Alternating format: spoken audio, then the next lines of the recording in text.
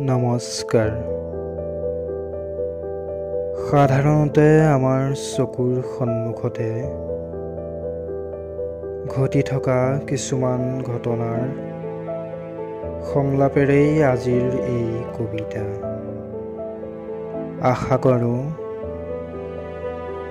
শব্দৰ গাঁথনি বুজি আপোনালোকেও সহযোগ কৰে যেন। কবিতাৰ শিৰোনাম ৰাজনীতি। ৰাজনীতি এগছি উমি উমি জ্বলি থকা চাকি, কাষত সহায়ৰ জলঙা সাজি সৰব লোকাৰণ্য, মাজে মাজে পূৰ্ণিমা অমাৱস্যাৰ সন্ধিত সামান্য পোহৰ কণক মোহাৰি পেলোৱাৰ প্ৰয়াস এচা। পুৱাই শিৰত প্ৰতিবাদী সমদল লৈ ৰঙেৰে ৰাঙলী ৰাজপথ। কিয়? ৰাজকতাৰ দুৰ্নীতি দেখিছোঁ, কিন্তু তুমি ভুগিও আজি অৰাজকতাৰ দুৰ্নীতি লৈ ৰাজপথত।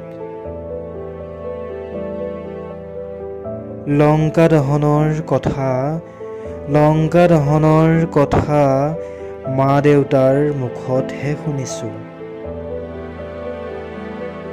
কিন্তু আজি ৰাজপথত সেয়া কেনে নীতি? ধৰ্ষণ, গণপ্ৰহাৰ, মানৱ পিশাচ, এইবোৰ কেতিয়াবা কোনো দলৰ নীতি যেনেই অনুভৱ হোৱা হৈছে। আমিবোৰ এখন দেশৰ ভিতৰতে ভাৰত পাক হৈ যুঁজি থকা নাইনে?